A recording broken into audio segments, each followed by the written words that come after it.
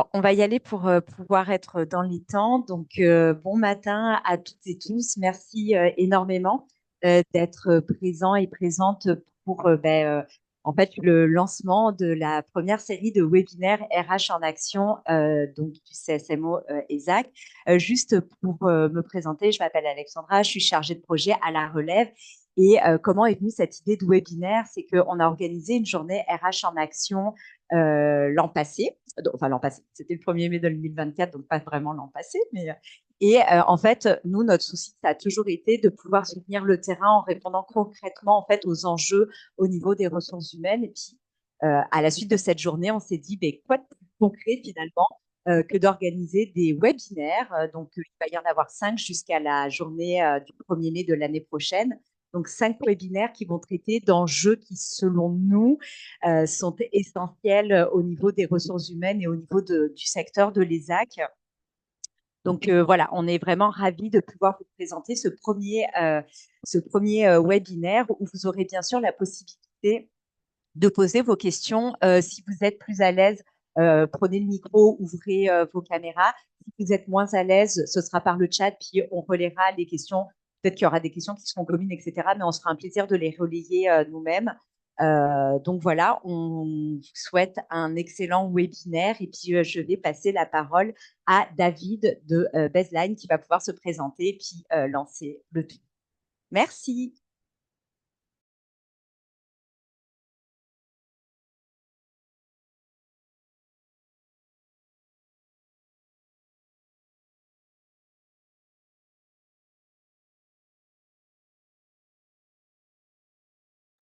Ah, je t'ai muté. Ça l'aidait pas, fait que c'est pour ça que vous ne m'entendiez pas. Donc, est-ce que tout le monde voit bien mon écran maintenant? Je pensais pas que je m'étais muté.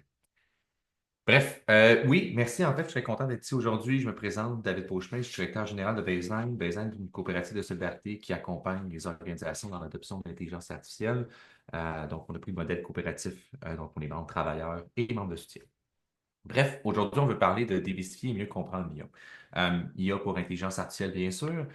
On va avoir trois éléments. J'ai mis à peu près le temps approximatif qu'on va passer sur chacun des éléments. On va commencer à peu près un bloc de 25 minutes pour comprendre l'IA. Ensuite, on va passer sur un autre bloc de à peu près 10 minutes sur l'éthique et l'IA. Puis finalement, on va terminer avec des cas d'application dans différents éléments qui peuvent se retrouver au niveau d'une organisation. À peu près à la fin de chaque bloc, il va y avoir une petite période de questions aussi. Si vous avez des questions directement associées à l'élément, je vous invite aussi à y répondre à écrit dans le chat si vous avez des questions qu'on puisse y revenir. Mais on va essayer de pouvoir interagir directement au niveau de la thématique et de vos questions le plus possible pour que ce soit plus facile pour tout le monde. Au niveau de comprendre l'IA, l'intelligence artificielle, c'est quoi cette patente-là? En 2010, on avait posé la question aux gens. Souvent, ce qu'on entendait comme réponse, c'était des trucs comme Google Translate. Je ne sais pas si vous vous rappelez, en 2010, c'est vraiment passé à une grande amélioration au niveau de la capacité des systèmes informatiques à partir d'une langue comme le français à aller vers l'anglais ou l'inverse. Euh, Puis ça a été entre autres dû grâce à des avancées dans le secteur de l'intelligence artificielle. Mais il y avait aussi un autre élément, peut-être que vous avez connu le jeu AlphaGo. C'est un jeu où est-ce qu'on place des billes blanches et noires sur une grande carte, très populaire en Asie. Puis, ben, dans ces années-là, il y a un système d'intelligence artificielle qui a gagné contre l'humain. Sur 5 matchs, il y en a 4 qui étaient gagnés par le système informatique. Donc, ces systèmes-là, on voit qu'ils ont, à travers le temps, eu des capacités ou des éléments qui, aujourd'hui, peut-être on s'en rappelle encore un petit peu moins. Puis aujourd'hui, si je vous demanderais, 2023 ou 2024, ben, c'est ChatGPT, ce que les gens nous répondent sur c'est quoi l'intelligence artificielle. Fait que ce que vous voyez, c'est que c'est un concept qui évolue dans le temps. Ce qu'on considère aujourd'hui comme l'intelligence artificielle, probablement que dans 10 ans, on considérera peut-être plus ça comme un système d'intelligence artificielle. Donc, ça rend le concept un peu plus difficile à capturer parce que c'est un concept qui évolue dans le temps. Il y a une époque, Google Maps était considéré comme un système d'intelligence artificielle. De tracer un trajet sur une carte pour se rendre d'un point A au point B était considéré très complexe à l'époque qu'on considérait ça comme intelligence artificielle. Puis ça va continuer à évoluer comme ça dans le temps, ce qui rend, comme je dis, plus difficile à capturer, c'est quoi vraiment ça. Puis il y a aussi tout ce qu'on voit dans les films. L'IA est très associée aux robots tueurs qu'on voit comme dans Terminator. Donc, ça rend le concept un peu imaginatif avec des éléments qui sont pas clairs, qui sont tirés tu sais, des films qui donnent l'impression que c'est dans le monde du possible, mais qu'on n'est pas nécessairement, ou que ces capacités-là sont pas nécessairement possibles d'être atteintes au niveau d'une forme d'intelligence qui peut prendre des décisions, puis qui arrive que sa mission, c'est sauver l'humain, puis le résultat pour sauver l'humain, c'est tuer l'humain. Donc, cette espèce de logique ou de philosophie qui est acquis par un IA, ben, on n'est vraiment pas dans ce type de capacité-là. Puis on va regarder ensemble un peu c'est quoi justement. Puis il y a quelque chose aussi de magique. Les gens, quand on me parle de ChatGPT, souvent, ou de ce genre d'outils-là, m'en parlent comme si c'est quelque chose d'extrêmement magique, puis que ça fonctionne, puis ça résout tous les problèmes. Euh, on va discuter un peu plus en profondeur de ces systèmes-là, mais il n'y a rien de magique dans ça. Ça reste des systèmes informatiques qui ont appris de l'information, puis qui sont capables de traiter cette information-là pour faire des tâches. C'est quoi, justement, un système d'intelligence artificielle? On va y aller par un exemple. Donc, si, disons, on serait intéressé à faire un système qu'on tente de différencier des photos de chat ou photos de chien, ce que nous, on appelle en langage informatique de la discrimination. Donc, discriminer une photo A d'une photo B au niveau de classe. Donc on voudrait commencer en prenant notre expérience humaine. Moi, quand je vous ai montré ces photos-là, rapidement, en une fraction de seconde, vous êtes capable de dire que sur notre gauche, c'est un chien, sur notre droite, c'est un chat. Puis comment vous êtes arrivé à cette conclusion-là? Mais c'est qu'il y a des caractéristiques de l'animal que vous avez acquis qui vous permettent de dire que c'est un chien ou un chat. Si on prend l'exemple du chien, ben, le museau est différent. Il est souvent un petit peu plus gros, les moustaches sont aussi différentes, les oreilles sont souvent plus vers le bas, mais pas toujours. Les yeux, les pupilles, les pattes, les griffes, le pelage, la queue, la taille. Donc, tous ces éléments-là vous ont permis d'arriver à classer cette photo-là comme une photo de chien. Même chose pour le chat, on peut prendre les mêmes caractéristiques qui sont assez similaires, qui sont en opposition à ça. Donc, si on prend cet ensemble de règles-là, puis qu'on transfère ça dans un système informatique, qu'on va appeler un système expert, parce que l'humain donne son expertise pour arriver à faire une tâche, ben, on va être capable de trouver un ensemble de règles. Donc, on arrive donc, par exemple, à 80 règles qui nous permettraient de bien différencier les photos des chats et des chiens. Maintenant, si on prend d'autres photos qu'on ne s'est pas servi pour définir ces règles-là, on voit que des fois, c'est plus difficile d'appliquer ces règles-là. Si on prend l'exemple en bas à droite du toutou de chat, c'est-tu un chat ou c'est un toutou de chat? Donc, à quel point on doit être précis dans l'information et dans l'étiquette qu'on donne à cette photo-là, ça va avoir un impact sur la performance de notre système. Le chien en haut, par exemple, avec les lumières, ben, ça se peut que nos règles vont avoir de la difficulté à bien se généraliser, qu'on appelle. Donc, s'appliquer à d'autres types d'images. Parce que dans ce cas-ci, le pelage est peut-être un peu plus sombre à cause du jeu de lumière. Il y a des lumières qui mettent l'emphase sur d'autres éléments. Il y a une laisse en plus. Donc, ça se peut que nos règles vont être plus difficiles à appliquer. Même chose pour le chien juste à côté. On voit qu'il est comme sur un fond qui semble synthétique. Donc, à quel point ça va fonctionner? Il est dos en plus, donc on n'est plus capable de servir du museau, des griffes, des pattes. Donc, on doit se baser sur d'autres critères qui sont peut-être pas super visibles. Donc, cette complexité-là, en fait, parce que c'est quelque chose qui est complexe, mais pas difficile, fait en sorte que généraliser notre système devient complexe à mettre en place pour produire ces règles. Puis maintenant, comment on apprendrait ces règles-là de manière automatique? Donc, c'est ça l'idée où est-ce qu'on commence à parler d'un système d'IA. C'est qu'on va dire, il y a trois manières d'apprendre ces systèmes. Je vais vous en montrer un aujourd'hui, on ne parlera pas des deux autres nécessairement, mais ce qu'on appelle, c'est l'apprentissage supervisé. Le mot supervisé, ce qui veut dire, c'est que l'humain donne sa connaissance pour être capable de comprendre c'est quoi la tâche qui est à faire. Dans ce cas-ci, on dit voici des photos de chiens, voici des photos de chats. Et à partir de ces exemples de photos-là, un système va apprendre par lui-même c'est quoi les caractéristiques qui lui permettent d'arriver à la fin de dire la bonne réponse. Donc, c'est une photo de chat ou une photo de chien. Et on va lui donner plein d'exemples comme ça, que les gens vont avoir dit c'est un chat, c'est un chien, etc. Des centaines et des centaines. Vous allez avoir l'espèce de matrice au centre qui est là où est-ce que l'IA apprend, se développe finalement. Et le résultat de ces deux étapes-là, qui est l'apprentissage à partir d'exemples, c'est ça en intelligence artificielle. Mais dans cet exemple-là, cette IA-là, elle ne peut pas conduire un auto. Elle ne peut pas lire. Elle peut juste regarder les images et dire si c'est un chat ou un chien. Donc, elle est capable de faire une seule tâche. Il y a d'autres systèmes maintenant qui démontrent qu'ils sont capables de faire plusieurs tâches différentes à travers ça.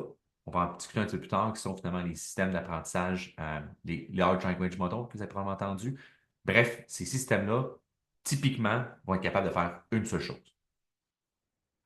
On va y aller avec un petit peu avec un petit quiz pour voir justement cette opposition entre complexité et difficulté, voir qu'est-ce que vous avez compris de ça.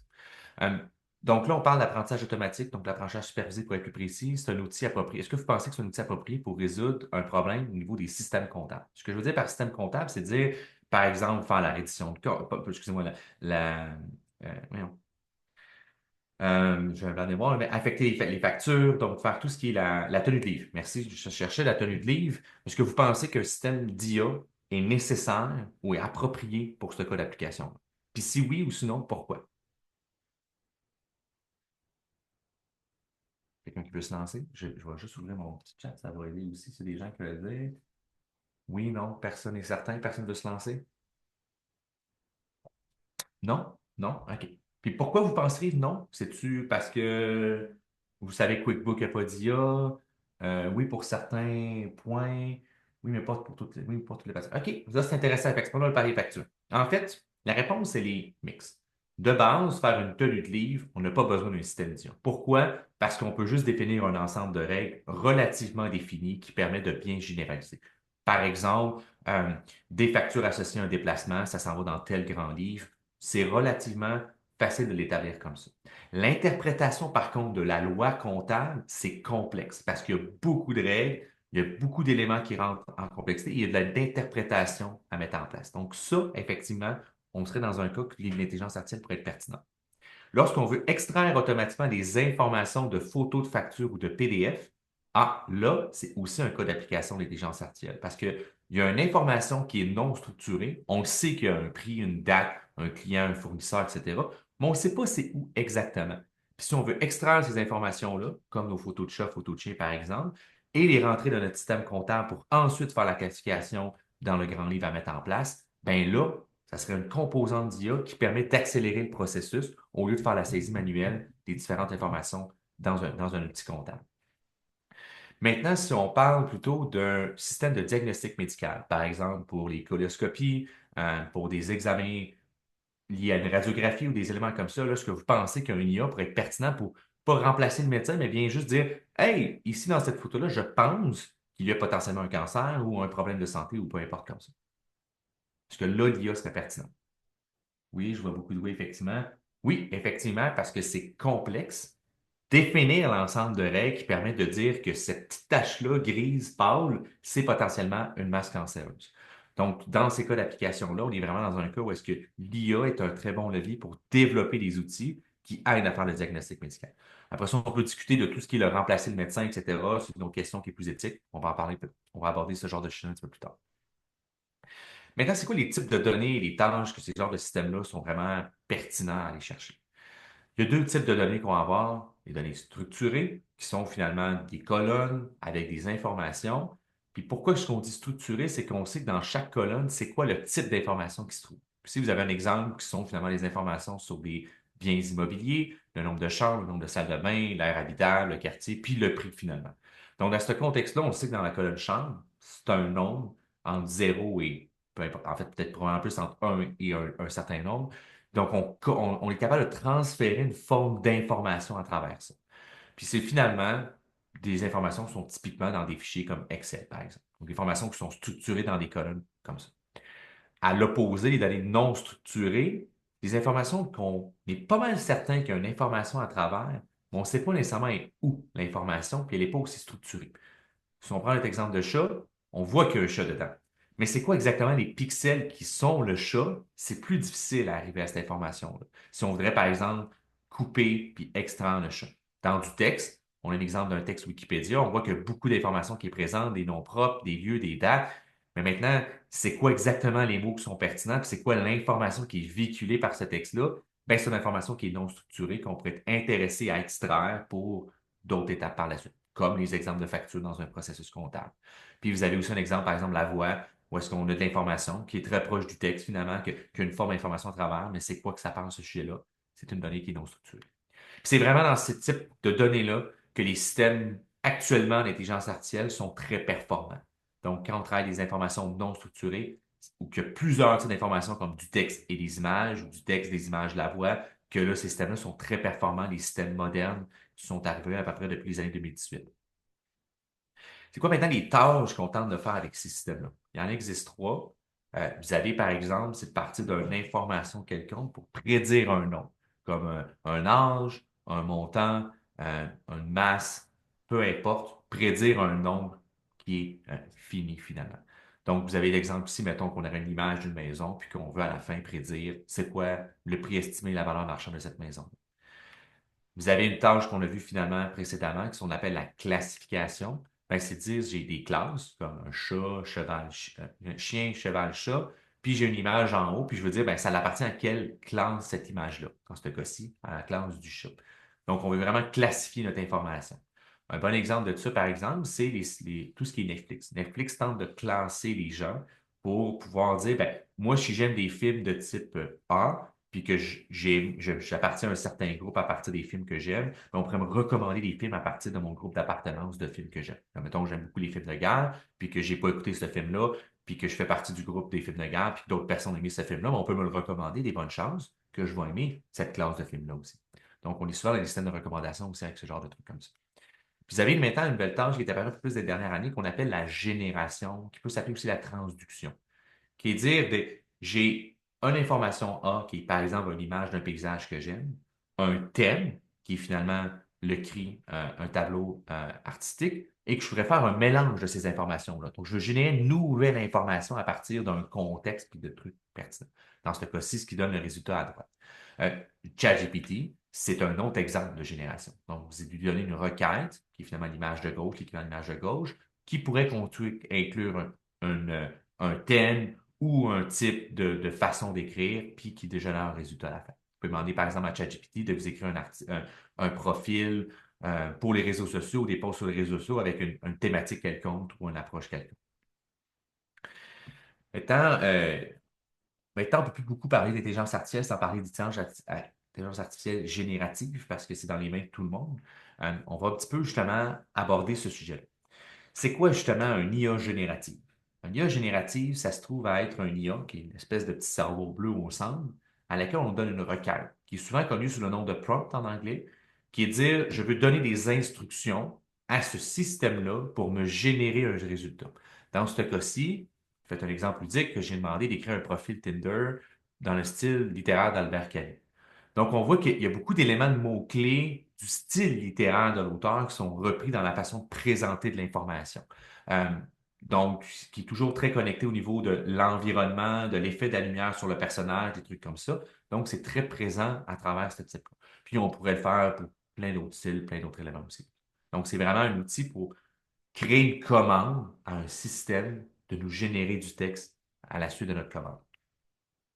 Il y a un élément très important à comprendre, puis pour moi, c'est quelque chose que j'essaie de parler à toutes les fois que je parle d'IA générative. Les gens ont souvent l'impression que ce sont des systèmes qui sont autodidactes, que les systèmes d'IA, de manière plus générale, sont autodidactes. Ce n'est pas vrai. Un système d'IA va apprendre à un moment X et par la suite, il n'apprendra plus. Par contre, on a des manières de donner l'impression que le système a appris quelque chose de plus, ce qu'on appelle la personnification de l'interaction avec l'agent. Si vous prenez l'exemple de ChatGPT, ChatGPT, un moment donné, vous donne l'impression probablement qu'il connaît votre nom, qu'il sait vous habitez où, vous travaillez pour quelle organisation.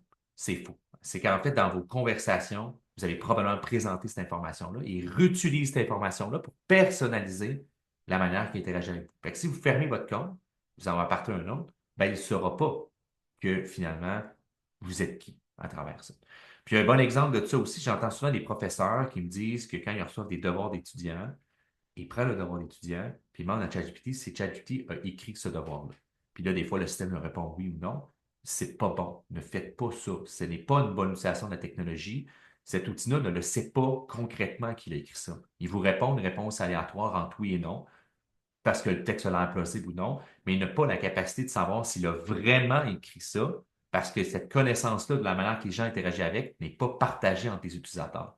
Donc, ce n'est pas un système autodidacte qui apprend ce qu'il a fait. Puis, il n'y a pas de mémoire. Il y a des manières de l'emmener de manière informatique pour donner cette impression-là, mais à proprement parler, ces systèmes-là ne le savent pas. Une très bonne manière pour moi d'interagir avec ces systèmes-là, c'est de le voir comme un stagiaire. Là, je ne dis pas de le voir comme c'est un humain, mais une manière d'interagir à la manière d'un niveau de compétence peut-être équivalent à un stagiaire. C'est-à-dire qu'il faut faire des instructions claires et précises. Des fois, vous êtes des stagiaires, vous demandez des tâches, puis c'est pas exactement ce que vous voulez, ben, il faut répéter. Puis il faut s'attendre à reformuler les instructions que vous donnez. Puis si vous agissez avec lui comme si c'est un stagiaire qui vous aide à faire des tâches, ça va vous permettre d'être dans un paradigme où ce que finalement vous lui demandez des trucs, puis il va falloir que vous attendiez à faire une supervision et un contrôle de la qualité sur cet outil-là, sur les résultats qui vont être générés. Par exemple, vous demandez à un stagiaire de vous générer un rapport, mais vous allez probablement le relire. Vous n'allez pas juste le prendre puis le déposer à votre direction ou à d'autres personnes dans votre équipe. Vous allez voir, peut-être corriger des éléments, lui demander de clarifier des trucs, de répéter, reformuler. Ben, c'est exactement comme ça qu'il faut interagir avec ce type de système-là. Ça se peut qu'il va vous donner de l'économie de temps. Ça se peut que non aussi. Ça se peut que vous allez passer plus de temps à lui répéter, lui préciser que la tâche que vous avez, si vous l'avez juste faite par vous-même. Mais des fois, ça se peut que vous avez vraiment économie de temps. Donc, il y a vraiment un ratio à faire entre j'essaie d'apprendre à mieux utiliser l'outil, que je vais peut-être sauver du temps, mais peut-être pas, puis des tâches que finalement, le gain de temps est juste probablement très faible. Par exemple, si vous demandez à ce système-là de vous aider à écrire vos courriels, ça se peut que vous n'allez peut-être pas sauver beaucoup de temps. Si c'est juste pour finir vos files et compléter, ça se peut que ce soit pas très pertinent. Mais si vous voulez vous aider à structurer un long courriel pour donner de l'information, ah ben là, ces systèmes-là deviennent plus intéressants à utiliser. Un bon exemple, euh, mon père a été colbu toute sa vie. Il s'est ramassé à un poste de gestion, donc il est devenu un gestionnaire. Et un de ses grands freins pour lui, c'était le français. Donc, il demandait souvent à sa conjointe de lui corriger ses courriels. Puis, il vient d'un milieu de la construction, donc, où est-ce que le parler était des fois un petit peu plus direct, passif-agressif. Donc, des fois, ça marche moins bien dans un environnement corporatif. Donc, il a appris à utiliser ChatGPT pour appliquer un fil de communication qu'il a appris. Fait que finalement, il se demande à ChatGPT, prends ce courriel-là, qui est peut-être un peu passif-agressif, et rend-le plus corporate, comme il appelle ça. Donc, donner un ton qui est plus approprié pour la communication par courriel avec ses collègues. Puis, ça, finalement, ça vient appliquer ce fit-là. Puis après ça, il fait un copier-coller, puis il envoie ça. Ça corrige les fautes aussi en même temps, ça corrige certains éléments pour lui. Donc, c'est devenu vraiment un adjoint qui lui permet de débloquer dans ses capacités, finalement, qui autrefois étaient plus difficiles et un frein à sa carrière pour lui, finalement. Avez-vous des questions jusqu'à présent? Je ne l'ai pas vu dans le chat jusqu'à présent. Donc, parfait. Tu peux prendre la parole aussi. Sinon, on va avoir une autre parole aussi, bien sûr, à la fin, des interactions à part de ça. Ça va bien jusqu'à présent? Tout le monde, on me suit? Moi, j'aurais une petite question. J'arrive pas à trouver ma main. Je suis désolée. Il n'y a pas de problème. Oui, tu peux y aller. Euh, je ne sais pas si ça va venir plus tard, mais l'exemple de comptabilité que vous avez donné tombe exactement dans mon champ Oui. de domaine. Donc, comment on évalue la plus-value entre l'outil d'intelligence artificielle puis l'humain, autant dans le coût que le temps, que la révision, puis l'évolution ou la prévision d'évolution de l'outil? Très bonne question. Il n'y a pas de réponse claire à donner à ça. Je pense que ça va beaucoup dépendre des organisations. Mais je vais donner des exemples. Souvent, ce qu'on voit dans beaucoup. Tu sais, en tant que tel, mettons, des outils comme QuickBook, Akomba ou etc. tentent déjà d'automatiser certaines des étapes, d'attribuer au bon GL en fonction des observations qui ont été faites. Il n'y a pas d'IA là-dedans, on est vraiment juste dans du logiciel traditionnel. Où est-ce que je disais qu'il y a une souvent une pertinence d'ajouter, c'est que souvent, bon, QuickBook essaie de l'intégrer, de genre, voici la facture que tu m'as envoyée, puis je t'ai déjà extrait des champs, puis je t'ai placé déjà à la bonne place. Mais il y a d'autres outils qui essaient d'aller plus loin quand c'est par exemple des photocopies. Ben là, c'est peut-être un petit peu plus limité, il est moins bon de le faire, mais des solutions comme Dex, par exemple, qui essaient de corriger ça, où est-ce qu'il peut y avoir une application mobile, que les gens peuvent prendre des photos de leur facture, l'affecter finalement une transaction, puis être capable de faire les processus. Fait qu'il y a des outils déjà qui extrait de l'information grâce à un IA pour pouvoir accélérer le processus. Maintenant, si on est dans les processus de contrôle et de régie, finalement, autour de, bon, dois-tu accepter de payer ces factures-là? Cette personne avait-tu l'autorité pour pouvoir émettre, etc., tout ça. Souvent, on est probablement plus dans des contextes où c'est des logiciels informatiques qui sont connectés entre eux pour le faire. Puis la partie pour moi qui reste la valeur ajoutée la plus grande, ça va être de, j'ai par exemple une facture, puis j'ai mes pratiques comptables, puis je sais pas c'est où je dois la mettre. Je sais pas, puis j'ai pas nécessairement assez d'expertise pour pouvoir faire ce choix-là. J'ai peut-être pas un senior dans mon organisation qui est disponible pour répondre à mes questions, mais je voudrais permettre à ces gens-là qui font cette tenue-là de livre de le faire avec une bonne qualité. Ben, c'est probablement que là que l'IA va commencer à intervenir et être pertinent. Là, jour 1, il n'y a pas de solution commerciale actuellement qui existe qui fait pleinement ça. Fait qu'est-ce que si vous prenez cette facture-là, puis vous demandez à ChatGPT, puis vous lui donnez, mettons, les pratiques comptables au Canada, est-ce qu'il va faire un bon résultat? Je n'ai pas la réponse à cette question-là. Actuellement, je ne pense pas. Parce que dans beaucoup d'autres domaines que je l'ai utilisé comme ça, il y a du travail à faire pour le rendre pertinent pour ça. Mais il y a des firmes comptables qui développent des logiciels qui tentent d'aller vers ça pour faire ça. Mais actuellement, la comptabilité, c'est pas une place qui a beaucoup d'utilisation de l'intelligence artificielle. Il y a du travail à faire encore dans les processus. Donc, je dirais que les plus grands gains qui vont être à faire, c'est extraire les informations automatiquement des factures, puis essayer de voir si ChatGPT peut vous aider dans la compréhension d'informations, puis ça va être de voir si vous trouvez que les réponses sont bonnes ou non, puis ça va être votre jugement humain puis ça se peut que la réponse va être non. Je ne l'ai jamais testé personnellement. Est-ce que tu veux continuer à interagir? Je vois que tu tiens ton micro. Parfait, c'est bon. Bref, euh, il y a des cas, il y a des secteurs qu'actuellement, la technologie n'est pas encore pleinement là, puis que le logiciel fait encore un très bon travail pour faire la plupart des tâches. C'est plus de comment on connecte tous nos systèmes ensemble pour maximiser l'automatisation des étapes faites par le logiciel traditionnel. Je vois qu'il y a une autre main là. Annie? Oui, oui, effectivement, j'aurais une question. Moi, je suis une très grande utilisatrice de ChatGPT, Copilot. Euh, je voulais savoir au point de vue de la confidentialité, par exemple, parce que moi, je vais m'en Ouais. servir beaucoup pour faire oui, de la composition de texte, mais de la révision. Des fois, c'est des politiques, des fois, c'est des courriels, un peu comme vous disiez tantôt avec votre père. Peut-être qu'il y a des informations plus sensibles. C'est quoi l'impact de la confidentialité sur les textes qu'on vient copier ou qu'on vient mettre là, C'est dans une ces très bonne question, ça logiciels-là? dépend des outils. ChatGPT, maintenant, de base, si je ne me trompe pas, c'est un opt-in. Donc, ce que ça veut dire, c'est qu'il faut accepter que OpenAI utilise nos données, nos interactions puis les documents qu'on dépose.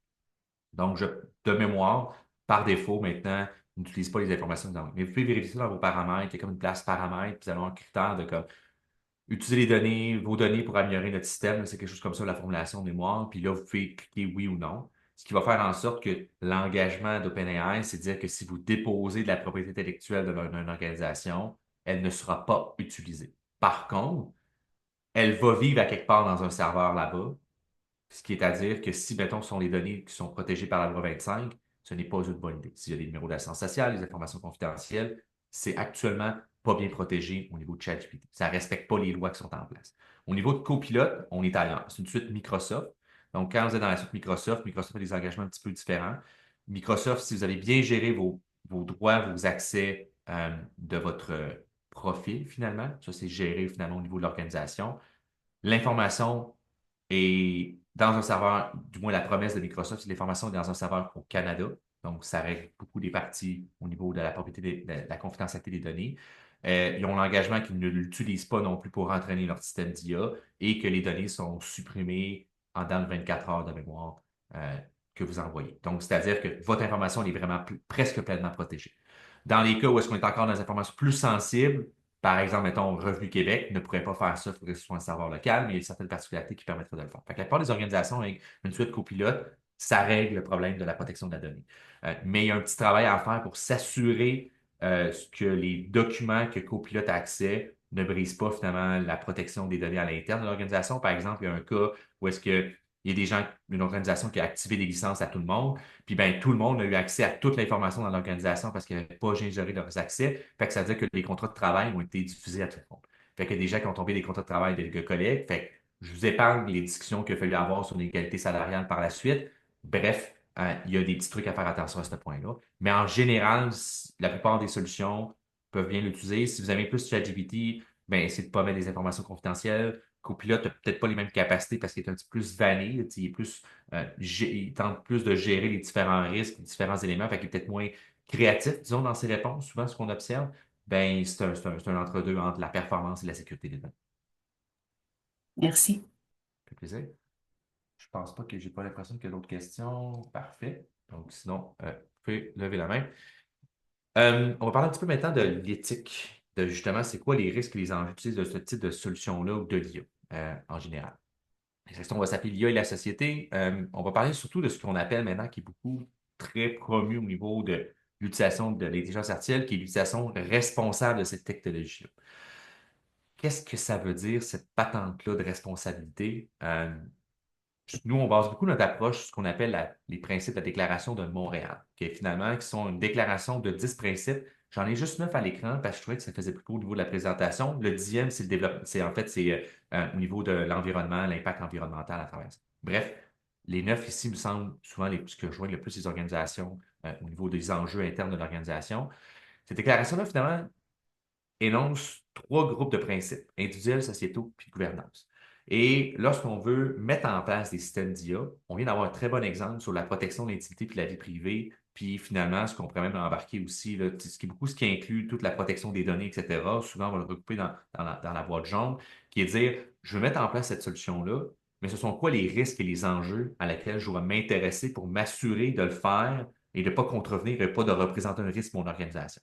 Donc, la boîte jaune est souvent très utilisée pour tout ce qui est les protections des données. Mais vous avez aussi des éléments comme euh, l'équité, par exemple, l'inclusion, la diversité et la solidarité. Ces éléments-là, je vais revenir un petit peu plus tard avec un exemple appliqué purement au RH, fait que je vais moins mettre mon focus, mais vous avez aussi le respect de l'autonomie. Euh, Par exemple, si une organisation disait que tout le monde doit utiliser l'IA générative, copilote, ben, ça se peut qu'il y ait des gens qui ne sont pas à l'aise avec ce genre de solution-là. Puis il y a un travail à faire au niveau de l'organisation pour s'assurer que les gens sont capables de continuer leur mécanisme de travail usuel, puis de faire une transition vers des mécanismes de travail qui peuvent utiliser ou non la technologie comme l'IA générative. Euh, il y en a d'autres peut-être au niveau des principes de gouvernance qui sont peut-être moins appliqués, où on va plus souvent plus s'intéresser à la responsabilité au niveau des organisations, qui est de dire, ben, parfait, maintenant, est-ce qu'on met en place une gouvernance de l'utilisation des systèmes d'IA, puis c'est qui est responsable que si, excusez-moi le terme, ça fuck up, qu'on soit certain qu'on puisse adresser à la bonne personne pour gérer finalement les cas et l'enjeu de risque pour l'organisation. Participation démocratique, ça s'applique probablement moins ici. La prudence, c'est vraiment ce que la plupart des organisations vont mettre en place naturellement, de dire c'est cool cette technologie-là, mais j'ai pas envie de me lancer tête baissée dans ça, donc comment je peux agir avec diligence finalement, puis y aller étape par étape pour faire ça. Fait que c'est plus des principes dans lesquels on peut se ramener pour se rattacher à nos valeurs et essayer de mettre des actions en place qui vont permettre de mitiger les risques d'utilisation de la technologie. À peu près toutes les organisations ont vraiment un grand désir d'utiliser ça parce qu'il y a des belles promesses de gain de productivité. L'idée, c'est plus de se ramener à certains principes, certaines valeurs qui vont diriger la manière qu'on va mettre en place ces actions-là, qui va aussi nous permettre de gérer de mettre en place une gestion de changement adaptée à notre organisation, qui va permettre de pouvoir dire, ben, les gens, il y a beaucoup de gens dans les organisations qui ont peur de ces technologies-là, mais comment on peut adresser ça, faire en sorte qu'on déploie quand même la technologie, mais qu'on adresse les différents éléments, leurs craintes, et qu'on les forme adéquatement, puis qu'on s'assure que l'outil est utilisé de manière responsable et en adéquation avec, par exemple, de ne pas mettre des informations confidentielles dans ChatGPT, puis différents éléments comme ça à travers ça. C'est quoi plus concrètement les risques souvent qu'on va entendre? Les données sensibles, on a parlé d'un très bon exemple, c'est un des grands risques d'utilisation de l'IA générative actuellement, où est-ce que il y a des systèmes qui gèrent bien, des systèmes qui gèrent moins bien. Donc, de prime abord, là, tout ce qui est numéro d'assurance sociale, des informations très sensibles et confidentielles comme ça, là, on évite d'utiliser ça. Euh, on va avoir un petit cas qu'on va faire au niveau des CV, justement sur la discrimination illégale. Il y a un risque à utiliser, par exemple, des CV dans un chat GPT de ce monde, euh, pour différentes raisons qu'on va revenir plus tard. Mais bref, la discrimination légale, ces systèmes-là ont été démontrés, qui ont une représentation du monde qui peut s'apparenter des fois à la discrimination, qui peut être jugée illégale, selon la Charte des droits de la personne et de la jeunesse, qui fait en sorte qu'il faut l'utiliser dans certains contextes avec un peu plus de sensibilité. La dépendance, ça, ces technologies-là est un grand risque parce que si finalement, du jour au lendemain, ça ne marche pas, OpenAI ou etc., puis que c'est très intégré dans notre flot de travail, ben, ça se peut qu'on ne va pas avoir on va pas avoir de la productivité qu'on est capable d'atteindre pour cette journée. Bref, c'est une dépendance informatique qui est très importante, qui s'applique aussi à d'autres types de logiciels informatiques aussi. Le plus grand élément qu'on entend souvent, là, c'est le gain de productivité qui n'est pas à la hauteur des attentes. Il y a quand même un risque à ça qu'il va y avoir une asymétrie de gain de productivité en fonction des travailleurs. Il y a des gens qui sont des fervents utilisateurs, qui ont vu beaucoup d'amélioration de la productivité, qui sont souvent les travailleurs d'information, qui vont écrire beaucoup de documents, écrire des politiques, analyser l'information, faire de la vigie d'information, lire beaucoup d'articles. Puis tout traiter cette information-là demande beaucoup de temps. Puis ces outils-là deviennent des très bons leviers pour accélérer le processus ou en faire peut-être plus avec le même nombre de temps. Mais il y en a d'autres où est-ce qu'ils sont peut-être plus dans le relationnel, que là, cette productivité-là est peut-être pas au rendez-vous. Fait qu'il faut bien choisir où est-ce qu'on investit nos efforts, puis il faut accepter que ça se peut qu'il va y avoir un risque qu'on va déployer des efforts, des logiciels, acheter des licences, puis que la productivité ne sera pas à la hauteur de ce qu'on veut. L'adoption. Euh, Souvent, on entend des organisations acheter des licences, mettre ça dans les mains des employés, puis c'est pas mal ça qui se passe. Ça arrête à peu près là. Il y a du travail à faire pour s'assurer que les gens l'utilisent adéquatement, s'assurer que les gens l'utilisent tout court. Donc, il y a vraiment un travail à faire au niveau de ça. Puis j'en ai déjà parlé, mais la gestion du changement est le plus gros élément, là, surtout dans les travailleurs et travailleuses qui sentent qu'une partie de travail pourrait être automatique grâce à ces solutions-là, avec raison, ou qui peut-être des fois l'impression, elle est là, elle n'est pas toujours véridique, mais des fois, elle l'est. Donc, il y a quand même un élément à très gérer à ça, puis de s'assurer que, à mon avis, à notre avis du moins, qu'on prend en considération finalement les craintes des travailleurs et travailleuses pour s'assurer qu'on met ça en place adéquatement. C'est quoi qu'on vous recommande, nous, personnellement, de faire? C'est une politique de gouvernance de l'IA qui définit c'est quoi les compétences qu'on cherche à avoir comme organisation au niveau de l'IA. C'est quoi les rôles et responsabilités au niveau de ces systèmes-là? C'est quoi les manières qu'on veut décider qu'une utilisation de l'IA pour nous est en adéquation avec nos valeurs et nos principes? Puis ça, c'est un document qui n'est pas nécessairement besoin d'être volumineux. Il y a beaucoup d'exemples en ligne, il y a beaucoup d'éléments que vous pouvez vous rattacher. Ça peut se tenir sur plusieurs pages comme ça, juste sur une ou deux pages. Par exemple, de mémoire, il y a une organisation, là, j'ai oublié le nom, mais une organisation publique qui ça se tient sur deux pages. C'est vraiment pas compliqué. Puis souvent, ce qu'on veut faire, c'est surtout contextualiser cette politique-là avec les autres éléments en place, comme une politique sur la cybersécurité, une politique sur la loi 25, sur toute la protection des données. Donc, juste de montrer comment ces différents artefacts-là vivent ensemble pour s'assurer que ce soit clair pour les employés et les travailleurs, travailleuses de comment on utilise ces outils. Gestion du changement, j'imagine, je pense pas apprendre rien à personne, là, mais quand même, pour nous, c'est important de l'adresser. Il y a beaucoup d'organisations qui partent avec l'idée de ah non, ça va être facile. Nous autres, nos gens sont habitués d'innover et de changer. C'est souvent très faux, là. On n'est pas des professionnels de gestion du changement, mais on le voit, les impacts que ça a. Puis il faut commencer par ces éléments-là, puis d'avoir une stratégie en place. C'est ce qu'on vous recommande le plus souvent, en fait, presque tout le temps, de commencer avec ça. Vous n'avez pas d'expérience des gens qui peuvent vous aider, sinon c'est juste de passer à travers les différentes boucles et c'est ça. Vous allez avoir qu'est-ce que tout ça passe. Avez-vous des questions jusqu'à présent?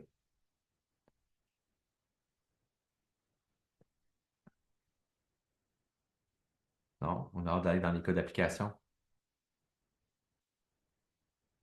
Génial, parfait. On va embarquer dans les cas David, d'application. juste, excuse-moi, Oui. il y a une Oh, il y en question a dans de le chat. Yves. Non, il y a une question de Yves. Oui, excuse-moi, je n'avais pas vu Ah, ben oui, j'avais pas vu ta main. Vas-y, tu peux y aller. Ben, je me demandais, j'aimerais ça entendre un peu plus parler sur l'impact environnemental, en fait, parce que dans tout ça, finalement, ben, ça peut avoir aussi augmenté beaucoup notre empreinte environnementale, si je comprends bien. Actuellement, le problème, c'est que c'est difficile, c'est mitigé. Euh, il y a une partie des gens qui disent, parce qu'en fait, je vais recommencer. Pourquoi c'est mitigé? C'est qu'on ne peut pas réellement mesurer la consommation électrique de ces systèmes-là parce qu'on n'a pas accès à cette information-là pour OpenAI et Azure, par exemple, avec Microsoft. Fait que ça limite déjà beaucoup l'information qu'on peut aller chercher. Maintenant, on peut déterminer et mettre des hypothèses pour essayer de mesurer l'impact de ça. Il y a d'un côté, je vois des gens qui disent que l'impact, c'est super important, puis il y en a d'autres qui disent que entre, si tu consommes un steak de 200 grammes, c'est l'équivalent de mémoire, je pense, que c'était 10 000 requêtes à ChatGPT. Fait que, tu sais, il y a comme un élément relatif à mettre en place. La réponse exacte, d'après moi, se situe peut-être entre les deux. Il y en a qui disent que c'est l'équivalent de, je pense, quelque chose comme faire 10 fois le tour du monde par année, ce que les gens consomment. Fait que, il y a comme une couple d'éléments qui sont très extrémistes. Fait que, actuellement, c'est difficile de faire du sens concrètement sur c'est quoi le vrai impact. C'est sûr que si on inclut l'ensemble de la chaîne d'approvisionnement, qui c'est-à-dire, ben, c'est sûr que si on fait avec l'hydroélectricité, pour nous, l'impact est moins. Si on va aux États-Unis, puis c'est du nucléaire et du charbon, l'impact est différent. Puis après ça, ben, pour faire fonctionner ces systèmes-là d'IA générative, ça prend ce qu'on appelle des cartes graphiques, qui sont finalement des gros appareils de calcul spécialisés pour faire du calcul de ce type-là, qui sont aussi utilisés pour les jeux vidéo dans les ordinateurs. Ben, il y a une chaîne d'approvisionnement de matériaux rares qui doit se mettre dans ça, qui fait en sorte que l'impact de créer ces appareils-là est aussi important. Des transporter aussi, souvent, ce sont des matériaux qui sont, par exemple, en Afrique du Sud, qui sont assemblés en Chine, puis après ça, sont amenés aux États-Unis. Ben, vous comprenez qu'il y a beaucoup d'impact de ça. Fait que l'ensemble de cette chaîne-là est difficile actuellement à estimer clairement. Il y a une chercheuse à Montréal, Carla, je me rappelle plus comment prononcer son nom de famille, le Bruschiolini, là, de mémoire, quelque chose comme ça, est à l'Université de Montréal, qui essaie de beaucoup s'intéresser à cette question-là, mais c'est beaucoup dans les hypothèses, puis il n'y a pas encore eu moyen de vérifier l'impact réel. Donc, il y a beaucoup d'organisations, ce qu'on voit, ce qu'ils veulent faire, c'est dire, bon, on va essayer de le mesurer, on va essayer de le compenser, mais tu sais, ça nous prend un calculateur, puis la manière de calculer n'est pas toujours pareille. Fait que c'est complexe à faire. Nous, ce qu'on donne souvent comme guideline, c'est dire, il y a des cas d'application que ça se peut que ce soit pertinent. Je vais donner, mettons, l'exemple de mon père. Pour lui, pour moi, je pense que c'est pertinent, ça l'aide à travailler, mais c'est quoi l'impact réel de juste corriger les courriels, finalement? Ben, il n'y a pas accès à la ressource parce qu'on veut engager. Fait que c'est comme compliqué de faire le choix exact. Mais c'est sûr que si vous faites juste faire des tables pour compléter vos phrases avec un IA génératif, c'est peut-être beaucoup d'impact environnemental pour pas beaucoup de résultats. Euh, il y a des cas où est-ce que les gens vont sortir de l'IA générative qu'on va appeler un bazooka pour tuer une mouche, là, finalement, là. Ben, c'est là qu'on essaie de leur donner un petit peu de discernement, de dire, tu n'as pas besoin d'une IA générative pour processer des factures. Tu as d'autres systèmes qui le font très bien sans avoir besoin de ce genre d'impact-là environnemental. Fait que c'est juste d'avoir du discernement. Je ne l'ai pas présenté ici parce que justement, pour moi, les étapes pour se rendre jusque-là aussi en dehors de, c'est plate parce que ça faisait pas un équilibre entre les organisations, que l'on commence à avoir plus d'informations sur tout ça, sur dire c'est quoi vraiment, comment on le calcule, puis comment on peut le compenser. Mais il n'y a pas encore personne qui a vraiment fait la boucle complète. C'est ça qui est comme plate. J'aimerais avoir des réponses plus concrètes que ça, mais il n'y en a pas beaucoup encore disponibles. Je surveille beaucoup ça personnellement, on s'intéresse beaucoup à ça, mais j'ai pas rien de plus que. On le sait qu'il y a un impact, mais là, c'est de savoir à quel point c'est grand. Euh, Ça répond à ta question. Donc, bref, à surveiller, puis à faire attention de ne pas l'utiliser non plus pour n'importe quoi. C'est souvent les règles du pouce qu'on donne actuellement. D'autres questions? Je pense qu'il y en a dans le chat. Je ne sais pas s'il faut que j'y réponde tout de suite. Impact, ouais, OK, je vois qu'il y a l'impact sur l'environnement. Oui, effectivement, c'est le 10e. Avez-vous mentionné le 10e? Oui, c'est ça, l'impact sur l'environnement. Parfait. Je vois que la personne a répondu. Maintenant, les cas d'application. Justement, on a parlé des cas d'application de générative, là, mais il en existe de différentes formes, là. Il y a ceux qui peuvent générer des images, ceux qui peuvent générer du texte. Vous avez ici là, des exemples de solutions qui peuvent le faire. Souvent, les cas d'application pour les organisations qu'on entend qu'ils utilisent, c'est, mettons, générer des images pour des posts sur les réseaux sociaux ou de mettre des images dans un rapport annuel qui sont générés par l'IA. Par exemple, on a entendu des cas qui ont fait ça. Ces systèmes-là, c'est le même principe, vous écoutez une requête, puis ça peut vous permettre de générer des images, par exemple, qui ressembleraient à ça, qui sont extrêmement belles. Ça, c'est une image qui a gagné un prix artistique d'ailleurs. Ça fait vraiment une tollée parce que là, c'est un IA qui a gagné un prix artistique avec des humains. Fait que là, c'était comme un petit peu très polémique. Euh, c'est sûr que ces systèmes-là d'IA générative aussi, d'images particulièrement, ont un énorme enjeu au niveau de la propriété intellectuelle qui n'est pas encore résolu au niveau du droit. Où est-ce que ces IA-là ont entraîné sur des images prises à partir du web, qu'il y a parfois des images qui sont sous la protection des droits d'auteur.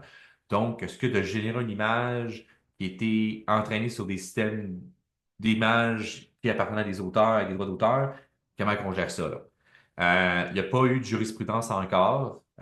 C'est une question qui est ouverte. Il y a des procès qui sont en cours actuellement, du moins qui sont ouverts, mais il n'y a pas de cas d'application encore concret. Il y en a des systèmes qui vous promettent de ne pas utiliser des IA qui sont sous la protection, excuse-moi, des images qui sont sous la protection des droits d'auteur. Donc, il y a moyen quand même de pouvoir gérer ce risque-là adéquatement. Mais ces systèmes-là ont quand même une limitation dans leur représentation du monde. Ça, ici, c'est une image qui a demandé de générer un saumon dans l'eau. Donc, vous voyez que le concept de poisson et de saumon n'est pas acquis. Là, on voit que c'est plus comme un genre de tatami, là, un peu, là, quasiment, là, tu sais, qui était un genre de sushi un petit peu mal représenté ou un genre de poisson dans un présentoir de poissonnerie. Fait que ça se peut que vous ayez des trucs un petit peu surprenants. Euh, Souvent, ce qu'on voit, c'est que l'humain détecte ces espèces de cas d'application-là un petit peu aberrants, met ça sur Twitter ou sur Internet, puis dans les semaines qui suivent, c'est corrigé, puis on trouve une manière de corriger ce problème-là. Mais il y a des représentations du monde qui sont vraiment pas adéquates. Si vous voulez faire un petit peu plaisir, des fois, googlez, mettons, IA générative qui génère des images que pas rapport, là, mettons, là, il y en a des très, très, très intéressantes, un petit peu funky.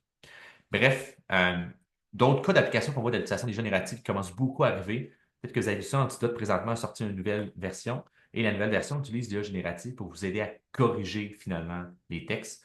La grande force de ces systèmes-là, c'est que les limitations actuellement dans les systèmes qui avaient en place chez Antidote, c'était difficile dans les longs textes de garder un fil conducteur.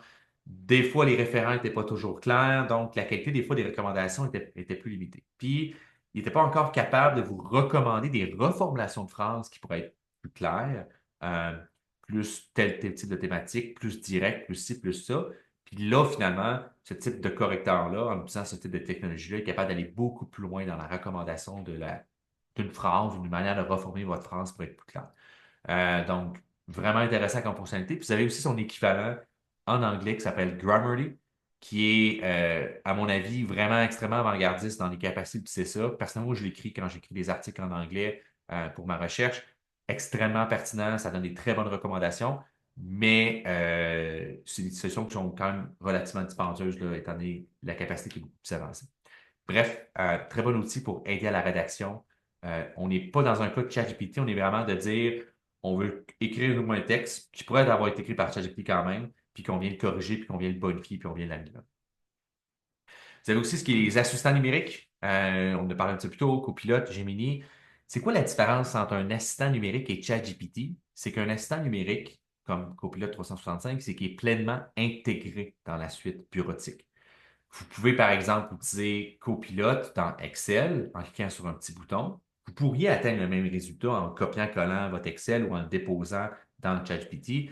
Mais qu'on vous offre avec une intégration comme ça, c'est une intégration dans votre environnement. Vous pouvez, par exemple, ouvrir un document doc, surligner un paragraphe, puis demander de reformuler ce paragraphe-là à Copilot. Donc, c'est vraiment à quel point ça vit dans l'écosystème complet de Microsoft. Puis, bien sûr, la protection des données qu'on avait parlé un petit peu plus tôt. Gemini, c'est son équivalent, mais dans la suite Google. Un petit peu moins intégré, à mon avis, que Copilot 365, mais quand même assez présent, puis qui sont en processus d'intégration. Tu sais, mettons, avec Copilot, vous pouvez lui demander de créer des présentations à partir de styles, à partir de thèmes, à partir de sujets, puis à partir peut-être d'un contenu en point de forme que vous avez commencé à écrire.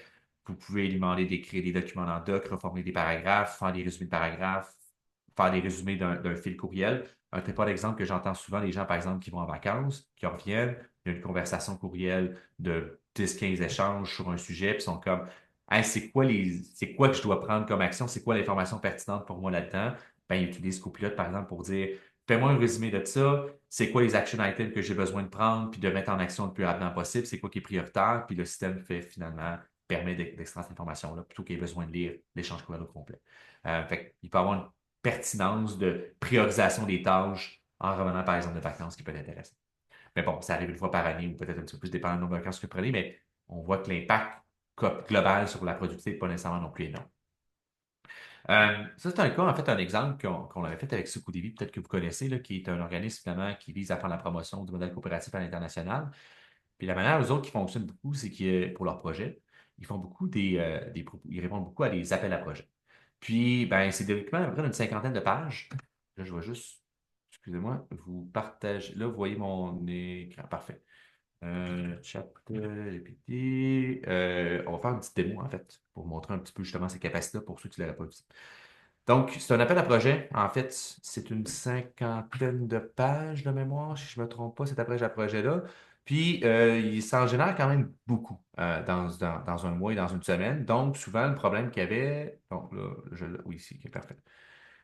C'est 45 pages. Donc, souvent, le problème qu'il y avait, c'était de dire, ben, c'est cool, on part. Bon, on va partir à zéro. On part finalement, puis, excusez, là, je fais deux choses en même temps. Je vais faire une chose, là.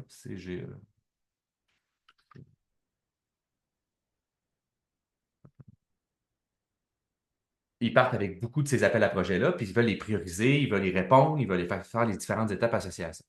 Donc là, l'idée, c'est de pouvoir dire, ben, est-ce que un système comme ça pourrait m'aider à faire ces genres de tâches-là? Une bonne manière d'utiliser ces systèmes-là, c'est de lui donner un rôle, donc un peu comme un stagiaire, des instructions. Si vous avez un exemple, si on dit je suis un agent de développement de coopérative internationale pour mon organisme, je présente mon organisme. Donc, Sucodéli, c'est quoi ça fait? Donc, je parle ça appuie les coopératives comme moteur de développement socio-économique. Je parle de la mission de l'organisation. Puis, je parle des trois valeurs, finalement, coopérer, enrichir et partager.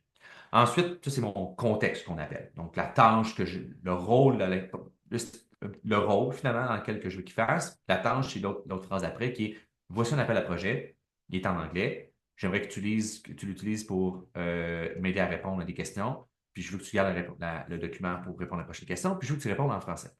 Là, ici, j'ai utilisé le mot français en cap lock. Il y a un objectif à ça. Quand vous écrivez en cap lock à ces systèmes-là, ça ne donne pas la même importance. Donc, il va plus accorder d'importance à cette instruction-là par rapport à d'autres. Donc, si on prend ça, oups, et qu'on lui donne ce rôle-là finalement avec ça, bien là, par la suite, on peut près lui poser des questions. Donc, il est en train de l'intégrer. Donc, un résumé en 10 phrases, par exemple.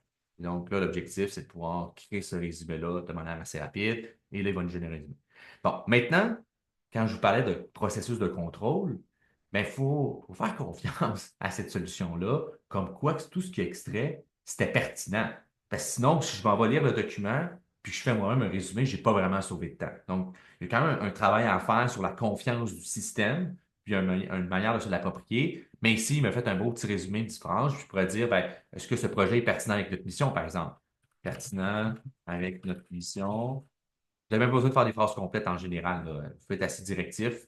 Bon, là, ça semble bien dire. Puis, mettons, j'aurais pu lui demander de justifier. Là, il l'a fait quand même assez naturellement. Là, tu as peut-être un petit peu verbaux. Mettons, pertinent avec notre mission. Justifie tes raisons. Soit concis. Non, concis et bon, là, quand je parlais de reformuler, c'est un très bon exemple. C'était pas exactement ça que je voulais. Bon, il est peut-être pas beaucoup plus concis, mais il est un peu plus concis. Puis là, en offrant un soutien technique, bon, on voit que tu essayé de justifier, c'était peut-être pas assez complet. Ben, c'est ça que je veux dire par faut répéter puis retravailler avec ce genre d'outils-là.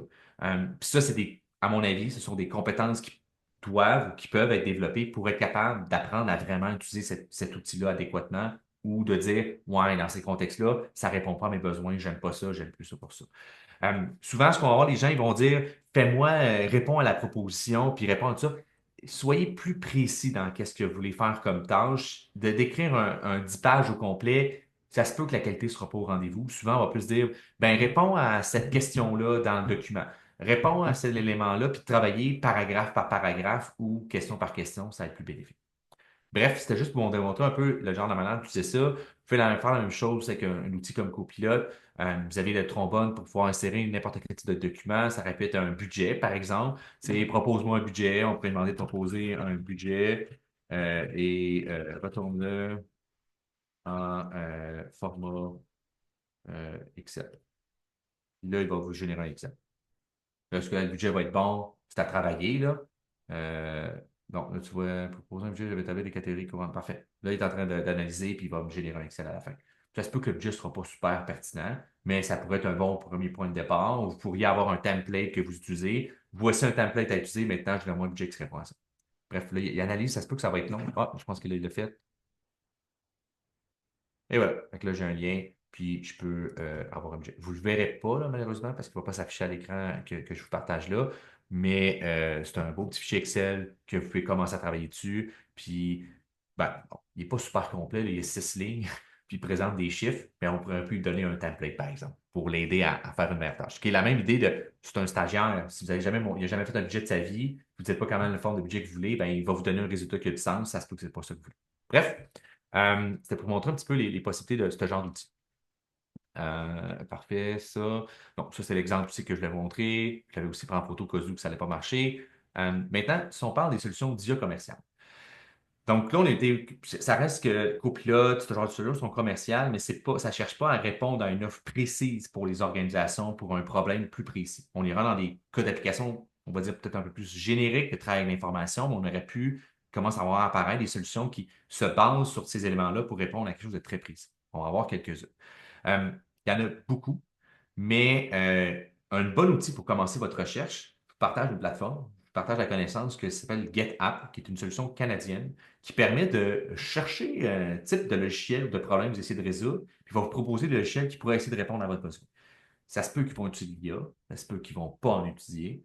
Des fois, c'est juste des logiciels traditionnels. Je ne sais pas, vous voulez faciliter votre gestion des horaires de travail, ben, ils vont proposer des logiciels. Puis ça vous permet de les comparer, là, de dire c'est quoi le prix, c'est quoi les fonctionnalités, c'est quoi les règles. Bref, un très bon outil pour commencer votre recherche parce que faire l'ensemble du tour de tous les logiciels disponibles, ben, on ne passerait pas à travers aujourd'hui.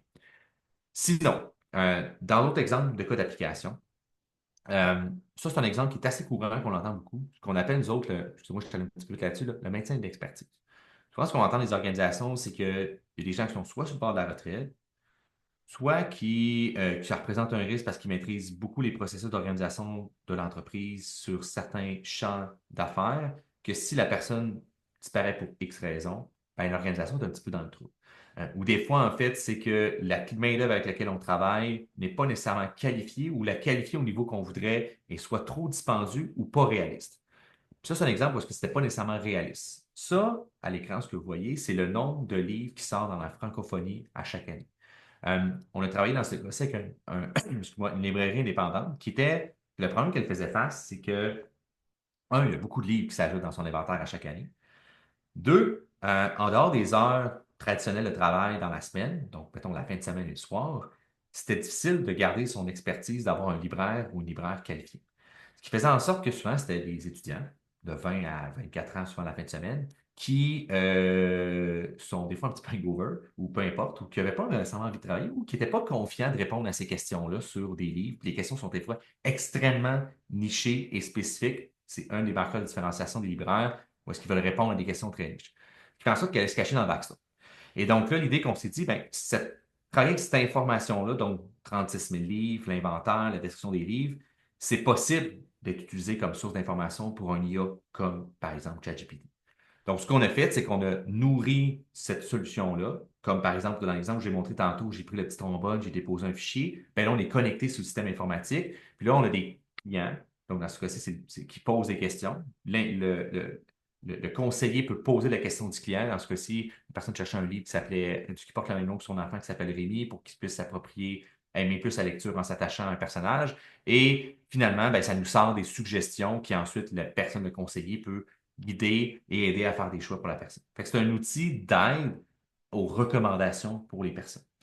Puis ça, c'est vraiment beaucoup des cas d'application qu'on voit. Ça peut être de naviguer dans des procédures d'opération, dans des documents de maintenance, bref, tout ce qui est de l'information très vaste, qui est difficile à naviguer pour un humain, puis qui fait en sorte que la main-d'œuvre n'est peut-être pas apte rapidement à aller chercher l'information pertinente jour 1. Vous avez un exemple aussi que j'ai fait avec des procédures d'opération au niveau de la transformation alimentaire pour faire du fromage bleu. Fait que j'ai juste pris, c'est des diagrammes que j'ai trouvés sur Internet. J'ai rentré ça dans ChatGPT. J'ai dit, je vais te poser des questions là-dessus. Je veux que tu sois capable de me répondre du processus. Puis finalement, ça permet d'établir les différents éléments. Vous pouvez me poser des questions, par exemple, c'est quoi la température adéquate pour la pasteurisation? C'est quoi le taux d'humidité, etc. Bref, tous les différents éléments, l'affinage, la température 5 degrés, 2 à 3 semaines. Puis on peut interagir sur les différents éléments pour pouvoir travailler avec ce type d'information. Maintenant, au niveau des processus, cette technologie-là peut souvent être utilisée, c'est tout ce qui est l'écriture de rapport. Souvent très pertinent, quelqu'un peut donner l'exemple. On a vu un cas de pouvoir écrire des documentations. Donc, tout ce qui est créer un document d'information qui se base sur d'autres sources d'informations qui existent, que ce soit des noms, que ce soit du texte, etc. Aide à l'écriture de courriel, j'en ai parlé un petit peu quand même aussi. C'est un bon exemple que j'avais donné. Des demandes de subvention. Pour vrai, ça, c'est béton. Je peine un peu le gouvernement qui va recevoir les demandes de subvention qui vont tout avoir été écrites par ChatGPT. Là, ça va être assez similaire souvent, mais c'est un très bon outil pour vous aider à accélérer les étapes de ça. De la reddition de compte aussi, ça peut être un très bon outil pour vous aider à répondre à des éléments comme ça. Nous, personnellement, on utilise beaucoup ces outils-là pour ça. Pour tous les crédits d'impôt, RSCDE, les affaires comme ça, on utilise beaucoup ce genre d'outils-là pour nous aider à traiter l'information, pour pouvoir générer du texte dans un style qui est demandé, finalement, la façon de présenter l'information pour faciliter le processus. Il y en a beaucoup d'autres. Je vais vous montrer un autre que nous, une manière qu'on utilise aussi beaucoup, qui est plus au niveau des ventes ou des opérations qu'on pourrait plus s'appeler. Donc, je parlais un petit peu plus tôt que le gain de productivité n'est pas toujours égal. Moi, par exemple, dans mon cas, je travaille beaucoup à rencontrer des gens. Donc, je n'écris pas nécessairement beaucoup de rapports, mais je me posais des questions sur comment je peux améliorer mon fond de travail. Des manières que je suis arrivé, c'est de dire, ben, quand je rencontre des clients, moi, je prends des notes parce que je suis habitué de prendre des notes. Puis c'est l'information que je veux utiliser plus tard pour pouvoir faire une proposition de service. Mais des fois, je suis en conversation, je peux manquer des éléments ou l'information, le client peut me donner de l'information qui n'est pas nécessairement capturée ou que je n'ai pas le temps de capturer avec ça ou de prendre complètement ma note ou que je perds le fil, etc. Donc, ce qu'on fait, c'est qu'on enregistre l'ensemble de la rencontre avec le client, puis on sert d'un processus pour générer finalement les différents artefacts qui sont associés à notre processus de vente. Donc, dans ce cas-ci, l'énoncé interne d'un projet, de portée, puis ben, ça vient remplir à partir de cette template-là, à partir des exemples, à partir de la rencontre qui a été faite, ça vient me remplir ces différents éléments. Ça me génère aussi le temps de communication. Donc, on gère à partir d'un GPT qu'on a écrit nous-mêmes et d'exemples l'ensemble des artefacts qu'on veut générer ou que normalement je générais pour pouvoir accélérer le processus. Je repasse dessus, bien sûr. Je m'assure que les éléments, je profile des trucs comme ça, mais je dirais qu'à peu près 75 à 80 du travail est fait de manière automatique avec ce genre de processus-là. On ne peut pas toujours l'utiliser, ça prend l'accord du client si on peut en faire l'enregistrement, etc. mais ça peut être un très bon levier pour accélérer certaines étapes de processus. Donc, c'est pas l'IA qui crée la proposition à la fin. Elle m'aide juste à créer les éléments et synthétiser l'information pour m'aider à créer la proposition de service par la suite. Euh, une question qu'on me pose souvent, là j'ai changé de couleur, je l'ai mis en noir, c'est volontaire parce que ça représente pas toujours un cas d'application qui est pertinent. Les gens demandent souvent, hey, j'aimerais vraiment ça trier mes courriels automatiquement par l'IA. Vous n'avez pas besoin d'un IA pour ça. On parlait tantôt de ne pas sortir le bas du cas pour tuer une mouche, là.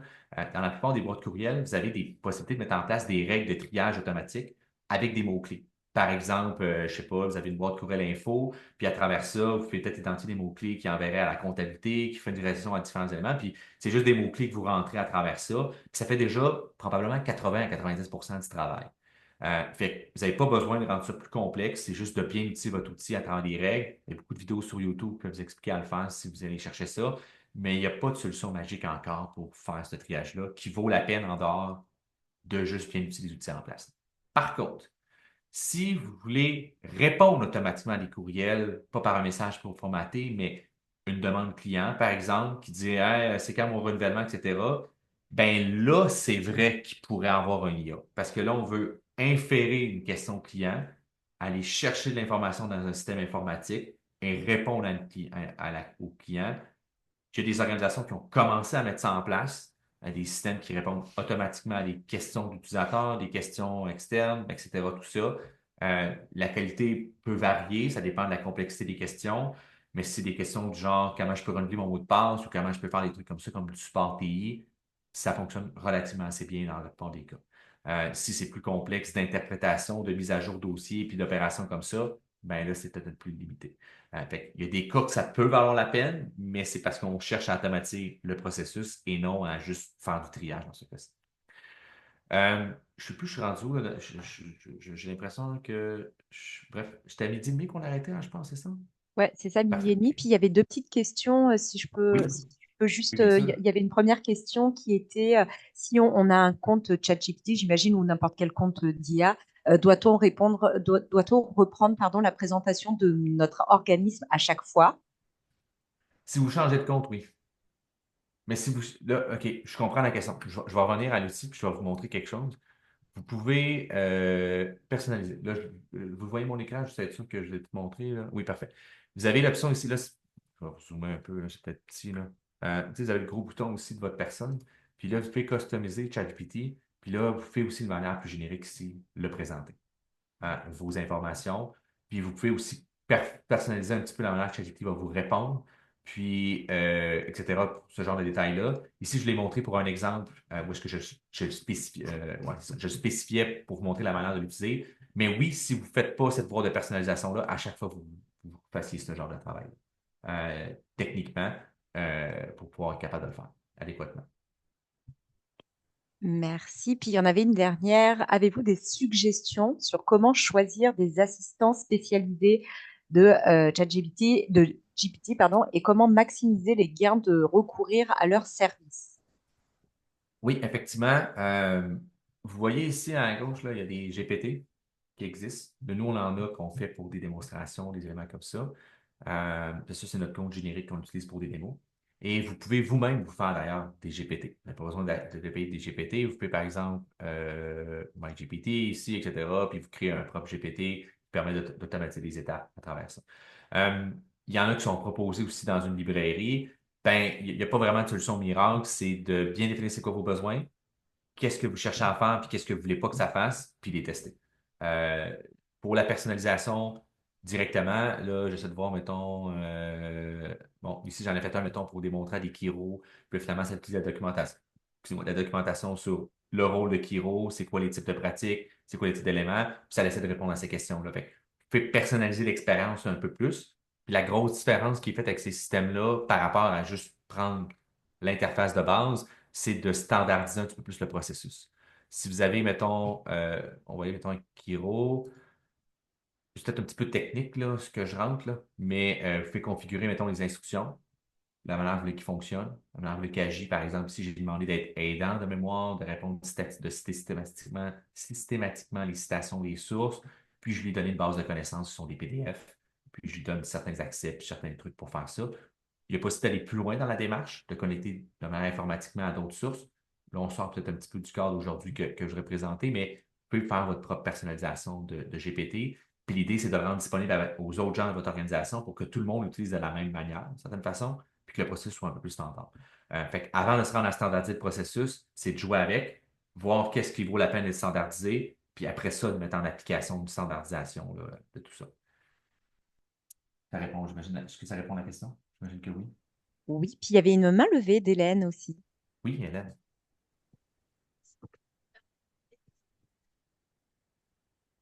Je pense que ton micro ne fonctionne Hélène, pas, on ne t'entend pas.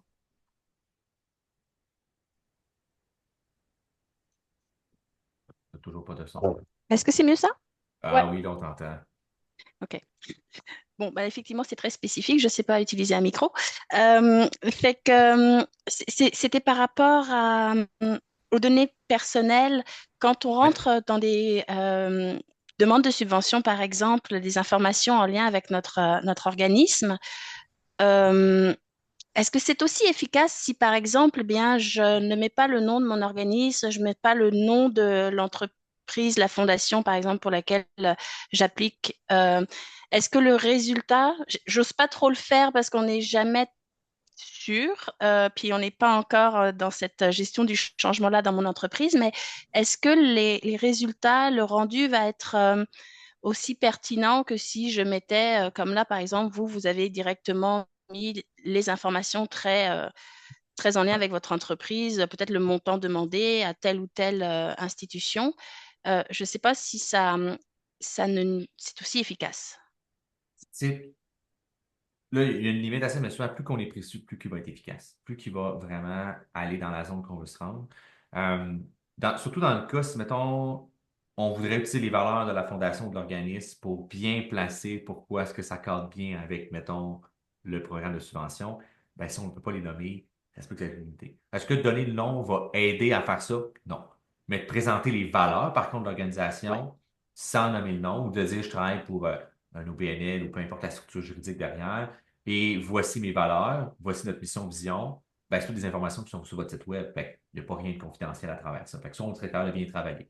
Puis peut-être pour répondre à la question, si vous êtes sur ChatGPT, là, il y a une manière, comme je disais, de pouvoir pas utiliser les données, là, c'est dans vos settings.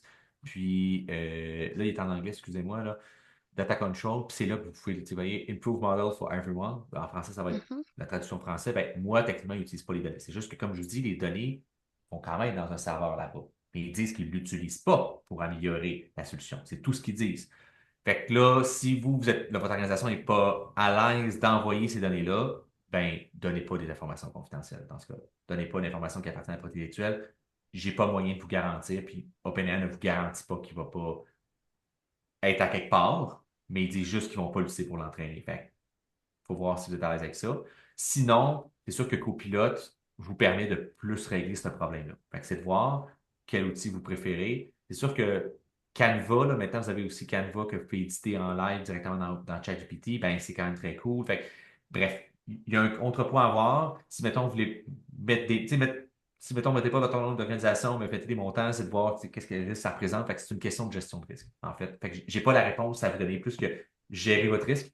Mhm. Il y a des manières de peut-être dire, regarde, on est à l'aise d'enlever ça, on est à l'aise de faire ça. C'est comme ça qu'on gère notre risque finalement. Puis ça va être à vous de prendre cette décision-là. C'est une réflexion à avoir. Je comprends que votre organisation n'est peut-être pas prête à tout faire les changements encore, puis la réflexion autour de ça. Fait que c'est peut-être de voir c'est quoi qui est raisonnable. Puis quand je parlais, par exemple, d'une politique de gouvernance d'IA, ben, c'est exactement d'essayer de clarifier ces zones grises-là, puis qui vous donnerait, dans ce cas-ci, un cadre pour pouvoir savoir comment bien œuvrer dans l'utilisation de cette technologie-là. Mais si l'organisation n'est pas prête à faire cette réflexion-là, ben, pour moi, ça représente un énorme risque, à mon avis, parce que le conseil d'administration n'est pas au courant sur le risque que ça représente. Fait que ça serait des bonnes idées de lever le flag. Mais pour l'instant, mon conseil directement à toi, ça serait d'éviter de mettre de l'information confidentielle le plus possible. La partie comme un peu plate. Surtout si vous êtes dans le ChatGPT. Merci. David, il y avait une dernière main levée. Est-ce que tu veux la prendre Oui, avant oui, de bien sûr. continuer? Puis après, il y aura des questions dans le chat, mais on pourra y revenir. Parfait. Merci. C'est à moi? Oui. Oui. En fait, ben, c'est encore une question au niveau des subventions, là. Euh, Là, je constate qu'il y a plusieurs sortes de GPT, là. Si je peux m'exprimer comme ça, je suis totalement nulle là-dedans. Euh, Et puis, si, mettons, je voudrais utiliser un GPT pour remplir une demande de subvention, pour m'aider à remplir une demande de subvention, il y en a souvent plus qu'un autre, première des choses. Puis, deuxième des choses, c'est que on parle de subvention, genre, les questions, c'est quasiment, chaque question est quasiment une thèse en soi, là. Ouais, C'est vraiment développé, là, ouais. sur, L'impact social, environnemental et compagnie, ouais, ouais, c'est c'est ça. ça, Ouais, genre. ouais. Alors, est-ce qu'il y a dans un, comment, ben, s'il y a un GPT en particulier, puis comment, c'est quoi, je scanne genre le rapport d'activité, puis il va sortir en lien Ben, avec le, je vois qu'il y a quand même beaucoup de questions là-dessus, fait que je pense que je vais prendre un petit peu plus de temps pour en discuter. Je pense que c'est d'autres gens qui sont probablement concernés aussi. Je vais prendre aussi juste avant le temps de clarifier. ChatGPT, juste pour clarifier, c'est la solution que vous voyez devant vous. C'est-à-dire que c'est un logiciel de chat pour parler avec un IA derrière, qu'un IA qu'on appelle un Large Language Model, un modèle, un grand modèle de langue en français. Puis c'est ça, la technologie qui fait en sorte que ça permet de générer du texte. Donc, les GPT maintenant, ce sont des personnalisations du processus d'interaction avec ça. Donc, je vous en ai montré un exemple, mettons, avec Kiro. Puis ce que j'ai fait, c'est que j'ai personnalisé ici, que je veux que tu agisses en tant que système de génération augmentée de réponses. Bref, c'est un terme technique dédié aux chiropraticiens. Puis je lui donne finalement le contexte dans lequel je voudrais qu'il œuvre. Donc, ça, c'est une personnalisation de ma manière d'interagir. Fait que ça, on appelle ça un GPT. Puis je lui donne un nom qui s'appelle Kiro GPT. Il appartient juste à mon organisation. Maintenant, il y en a effectivement qui sont publics, que vous pouvez acheter, mais parce qu'il y en a qui sont payants, bien sûr, d'autres qui sont gratuits. Mais à ma connaissance, je ne pense pas qu'il y en a un qui est spécialisé dans écrire des demandes de subvention, par exemple. Mais vous pourriez, par exemple, dans votre organisation, décider, on pourrait en faire un ensemble, par exemple, à l'instant, on va s'en créer un, qui serait de dire, ben, subvention UC GPT, mettons. Puis là, ici, on va lui donner une description, puis on va lui donner un rôle qui serait d'interagir avec des demandes de subvention, par exemple. Mettons, qui serait dire, je sais pas, tu sais, mettons, les éléments qu'on va vouloir retrouver là-dedans, c'est quoi le contexte? Donc, c'est quoi peut-être le contexte de mon organisation? Tu sais, je suis dans le communautaire, communautaire, ou je suis dans l'OBNL, je suis dans la jeunesse. Bref, ce genre de contenu-là qui va lui permettre d'être plus précis dans ce que vous voulez faire. Après ça, ça pourrait être de dire, ben, je suis pleinement financé, c'est-tu pour financer des opérations? Bref, c'est tout raffiner le détail. C'est pour ça que je vous dis, quand vous le voyez comme un stagiaire, mettons qu'on prend le contexte ici, puis on voudrait que ça, ce soit votre stagiaire qui fait votre demande de subvention, ben c'est ça l'information que vous pourriez donner pour qu'il fasse sa tâche. Prenez le même paradigme. Dites-vous, c'est quoi je dirais à un humain, stagiaire, pour qu'il me donne le résultat que je voudrais à la fin? Puis là, ce serait d'écrire ça. Puis là, ça se peut qu'il va falloir vous peaufiner. Alors, travailler, OK, ouais, non, si ça n'a pas bien marché, travailler des trucs comme ça. Puis vous avez des guides en ligne que je pourrais vous faire partager. Là, je pense que c'est GPT France, me semble, qui est vraiment c'est ça. Je vais trouver le nom, là. Mais il y a un grand guide qui existe qui vous aide à améliorer la manière d'interagir avec ces systèmes-là, que je ferai suivre aussi avec le contenu qui va être partagé. Bref, c'est de développer tout ça. Puis là, d'un coup, tout ça va être en place. Là, on s'entend, il sera pas très robuste, là, mais d'un coup, qui va être en place, on pourrait lui donner, mettons, une demande de subvention. Là, supposons que la demande de subvention, c'est le document que je vous ai montré tantôt, là, qui est utilisé par Secours des vies. Mettons, c'est une demande de subvention. Puis là, on ouvre ce document-là, puis il y a une question qui est genre, expliquez-moi c'est quoi l'impact de votre organisation. Bien, ça pourrait être dire, écris-moi une réponse à la question sur l'impact de mon organisation, l'impact social de mon organisation, mettons. Puis là, ben, comme on lui a donné le contexte de c'est quoi la mission, vision, valeur, ben là, on pourrait peut-être aussi dire, ben, voici un exemple d'impact qu'on a déjà eu dans un autre projet. Puis là, c'est de le faire avec l'information. C'est pour ça que je vous dis qu'il faut vraiment le travailler, le travailler. Puis là, d'un coup, peut-être que vous avez fait une première fois. La première fois, je vous dis, c'est sûr, là, vous n'allez probablement pas sauver du temps. Je ne veux pas vous faire des attentes, là.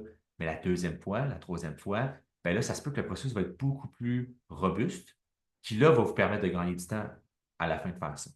Puis après ça, dans tout ce qui est la reddition de compte, là, on s'entend, là, c'est aussi painful, la reddition de compte. Là. Ben, là, ça peut être de dire, ben, voici nos différentes factures, voici nos différents comptes, voici notre projet. Écris-moi des réponses à ces éléments-là dans le formulaire, aide-moi à faire telle étape, etc. Ben, c'est là que ça peut être un processus qui est un peu plus complet. Bref, il y a du travail à faire pour aller chercher ces éléments-là. Mon conseil est, écoute, de dire, commencez à jouer avec, Regardez ce que vous aimez, qui aime écrire aussi. Ça peut être juste l'introduction du projet, l'introduction de ci, répondre à une question spécifique de l'impact social. Puis des fois, je vous le dis, là, il va être générique, là. Genre, il va manquer de chair un peu autour de l'os. Ben, c'est là que vous pouvez donner des exemples de comme, voici un exemple d'impact social. Puis là, vous le mettez, mettons, entre guillemets, puis là, vous avez votre texte que vous droppez là-dedans. Puis là, vous dites, ben, voici un exemple. Là, on s'attend, ça va vraiment être mauvais, qu'est-ce qu'il va faire? Puis là, bon, là, il va nous écrire un texte, puis on va voir qu'est-ce qu'il va être capable de faire avec ça. Puis là, vous voyez, il y a un prix d'organisation pour renforcer la résilience des systèmes alimentaires, parce que Soko c'est ça qu'ils cherchent à faire. Donc, en Afrique, en Asie du Sud, à travers notre programme, nous mettons en avant des solutions innovantes. Bref. Puis là, c'est de voir à quel point vous voulez qu'il soit plus proche de ce que vous voulez. Puis ça se peut aussi que la conclusion va être de dire, OK, c'est un bon début, je vais le copier-coller, puis je vais le travailler de mon côté après ça par la suite. Euh, Nous, c'est beaucoup comme ça qu'on va le faire. On va commencer comme, ah, c'est un bon début, ça fait 80% du travail, mais ce mot-là, je l'aime pas, on va juste le corriger à l'extérieur. Fait que, bref, c'est de trouver votre niveau. Il ne faut pas s'attendre qu'à la fin du processus complet, ça va juste être, ah wow, tout est beau, je prends ça, je copie-colle ça, je mets ça dans mon formulaire. Des fois, oui, des fois, non. Des fois, il y a un petit peu de travail à faire à travers ça. Mais des fois, c'est surtout de comme, tu sais, on en a rempli aussi dans la subvention, là, en tant que coopérative, on en fait aussi, là. Euh, Puis des fois, tu es comme, je ne saurais pas comment répondre à cette question-là. Puis là, il te part un texte, tu es comme, exactement ça que j'avais en tête de dire finalement. Puis là, ben, c'est de retravailler les différents éléments à partir de là. Est-ce que ça répond un peu à tes questions? Génial, parfait. Euh, parfait. Là, je vois qu'il me reste 10 minutes, là. Bref, on est pas mal sur la fin, là, mais un élément pour moi, je pense qui est quand même important, juste de clarifier, là, c'est l'utilisation de l'IA générative et ce que je vais appeler juste l'enveloppe RH, là.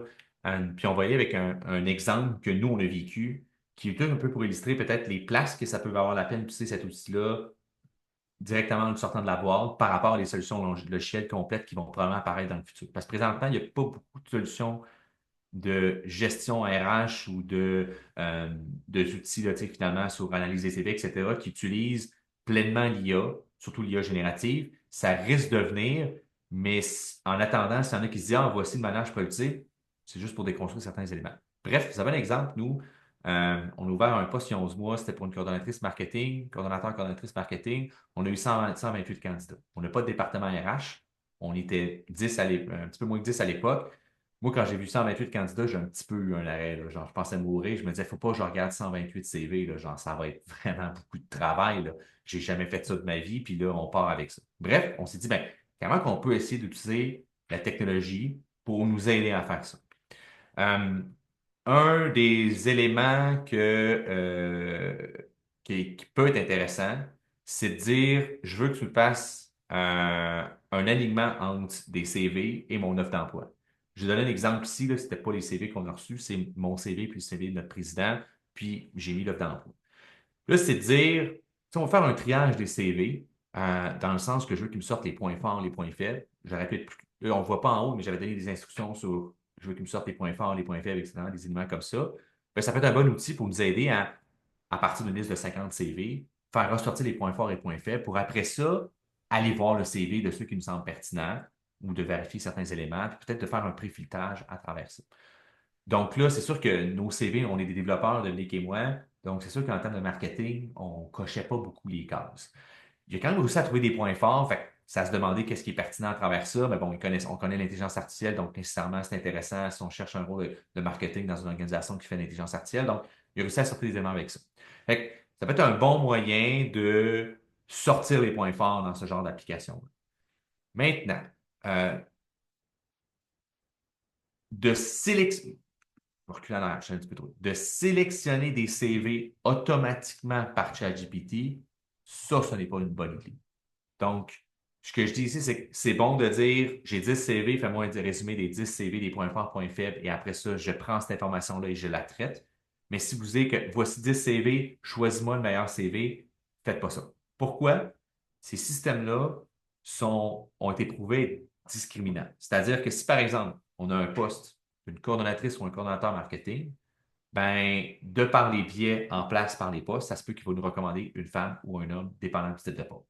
Puis ça, ben, en tant que tel, si on va acheter les droits de la personne, vous n'avez pas le droit de faire ça. Donc, là maintenant, comment vous le prouvez? C'est un risque à gérer. Moi, ce que je vous dis ici, c'est de faire attention parce que ces systèmes-là vont avoir des biais de la représentation du monde qui va faire en sorte que ça se peut que ça vous mette dans une position défavorable. Puis après ça, ça reste que quelqu'un doit faire un audit sur vos processus de gestion, puis être capable de vous taper sur les doigts, puis de dire que c'est pas une bonne chose que vous faites. Moi, je pense plus ici, c'est dans ce que je parle d'utiliser de manière responsable l'IA.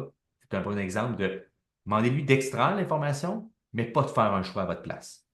Un autre bon exemple, ça pourrait dire de faire des résumés des CV, des formations, des éléments comme ça, pour après ça peut-être l'inclure dans une autre étape de votre processus pour trier ça. Vous avez déjà beaucoup de ces étapes-là, des fois, qui sont faites par des systèmes pour une plus grosse organisation de gestion des ressources humaines, qui peut-être devient moins pertinent à plus grosse échelle, mais c'est une plus petite organisation. Vous recevez une cinquantaine de CV, vous voulez être capable de trouver la bonne personne pour votre mission, votre organisation.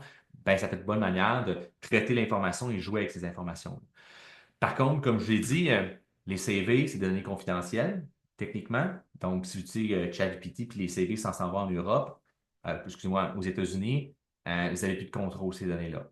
Fait que probablement que Copilot est un meilleur outil à utiliser que ChatGPT dans ce contexte-là.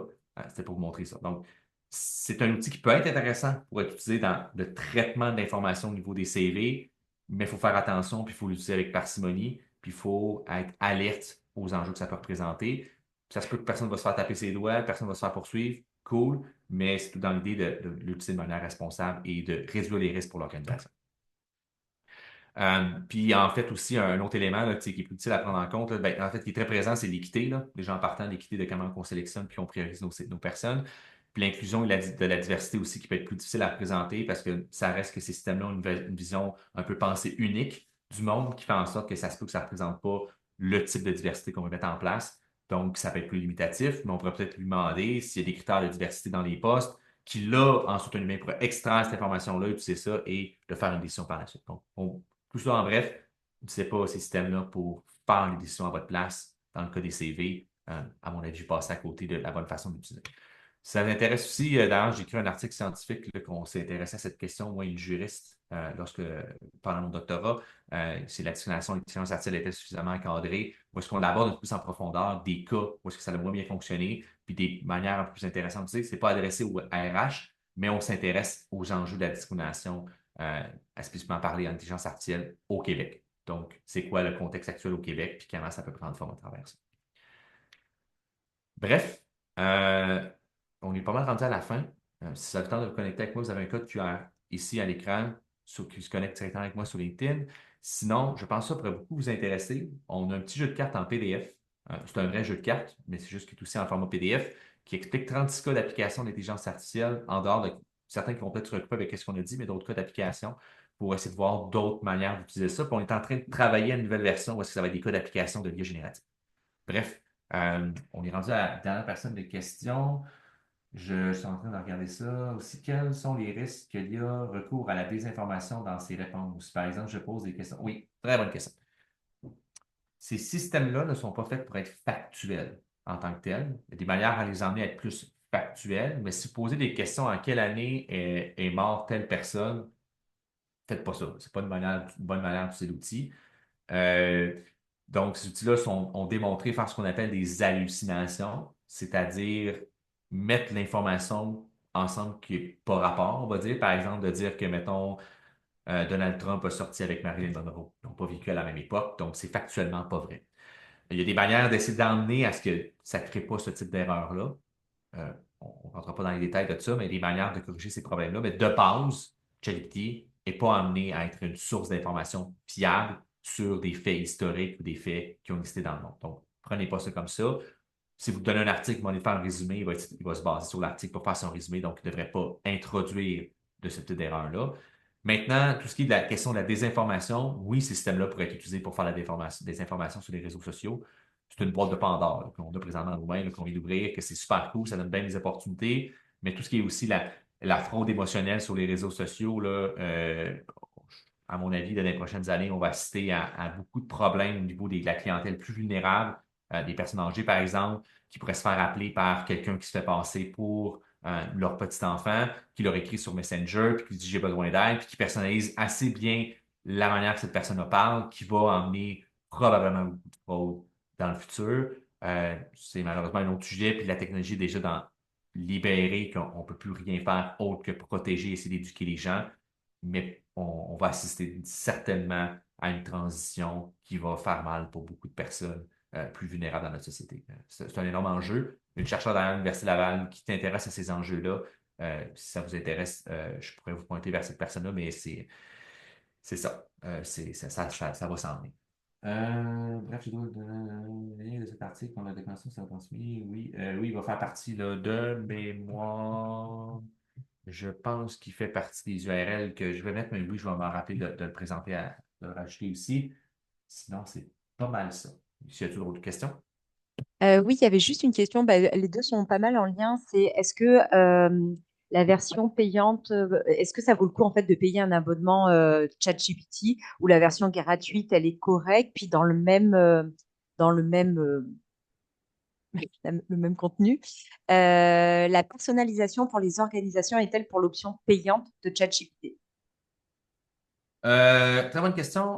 Pour le premier, la grosse différence entre les solutions gratuites et payantes on va commencer par ChatGPT, c'est que la solution payante fait lui donner des URL vers des sources d'informations comme, mettons, la presse, pour faire un résumé d'un article. Vous avez d'autres petits trucs comme pousser plus d'informations, des trucs comme ça. Fait que oui, ça peut être pertinent si vous voulez utiliser des sources d'informations externes. Ça peut vraiment valoir la peine. Euh, Sinon, de base, ça utilise à peu près les mêmes modèles d'IA en arrière, mais avec les solutions payantes, vous avez accès aux plus récentes, aux plus performantes, donc ça peut vous donner des meilleurs résultats.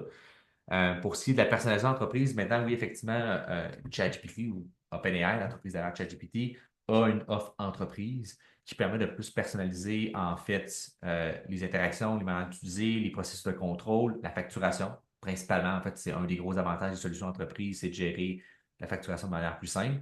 Sinon, il n'y a pas vraiment beaucoup plus de détails. Ça ne se connecte pas automatiquement sur votre environnement, mettons Microsoft, votre environnement Google. Donc, on n'est pas dans une personnalisation qui est complète.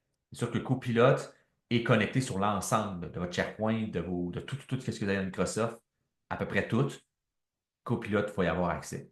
Puis Gemini aussi est dans la même logique. Donc, c'est sûr que si vous demandez des questions, comme hey, je cherche tel document quelque part dans l'organisation, on parlait de ça, ben ça devrait être capable, ultimement, là, pas tout de suite, là, mais c'est dans les promesses qui sont faites, de pouvoir fouiller à l'intérieur des documents pour faire de la recherche documentaire.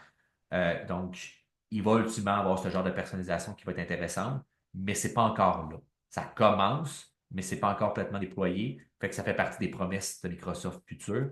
Mais il y a quelques petites manières d'aller chercher ce genre d'informations-là. Fait que oui, si vous avez beaucoup de documentation qui vit dans beaucoup dans beaucoup de répertoires, ben, ça peut faciliter la recherche parce que c'est basé sur le contenu du document.